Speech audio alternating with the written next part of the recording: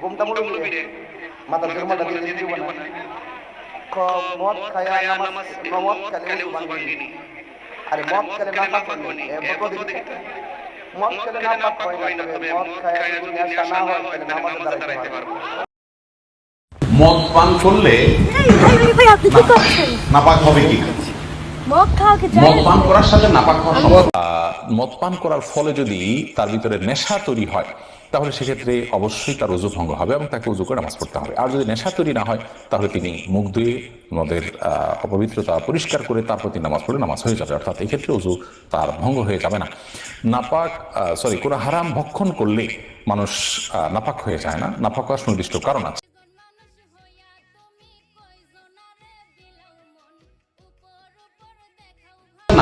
মদ খাওয়া জায়েজ। আমার শায়েখ আহমদুল্লাহ বলেছে মদ খাওয়া জায়েজ। তোমার কোনো সমস্যা?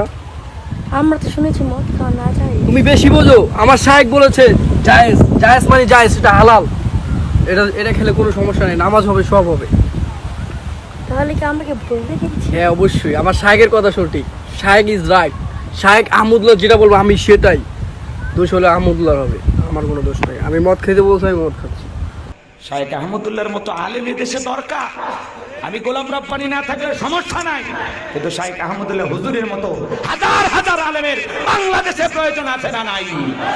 তাহলে বেদাত বন্ধ হবে, শিরিক বন্ধ হবে। কথা বলে ঠিক কিনা? অন্ধকার থেকে বাংলাদেশ পাবে আলোকিত একটি দেশ। কথা বলেন ঠিক কিনা?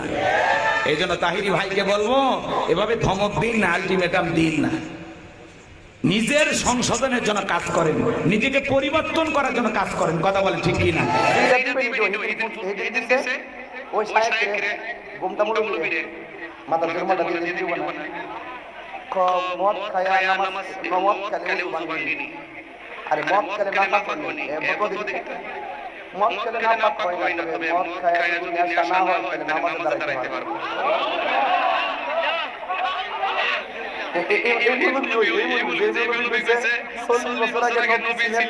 উনি নবী হয়েছেন কত বয়সে? 40 বছর বয়সে। তাহলে 40 বছর বয়স মানে তো জীবনের মূল টাইমটা প্রায়। তো এই 40 বছর পর্যন্ত উনি নিজে তো নবী ছিলেন না, উনি নবী হয়েছেন তারপরে। এই মহিলা ডেলিভারি হয়েছে তো মদ খায় যদি নেশা অবস্থা মাতাল না হয় আল্লাহ বলেন ইয়া আইয়ুহাল্লাযীনা আমানু লা তাকরাবু সালাওয়া ওয়া আনতুম সুকারা।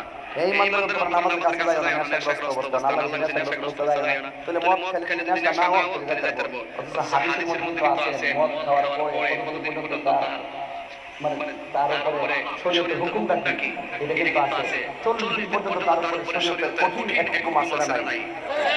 সে আবার আরেক বক্তব্য দিচ্ছে, আবার অনলাইনে দে সকালে এক ফটো দেই এর আবার বিকালে ঘুরাইয়া দে এর একটা ফটো দেই এই আরেক ওয়াইফাই ব্যবহার করা যাবে কিনা এইটা তো ফটো দিই মানে যত ধরনের ফটো আগে না না এটা মানুষ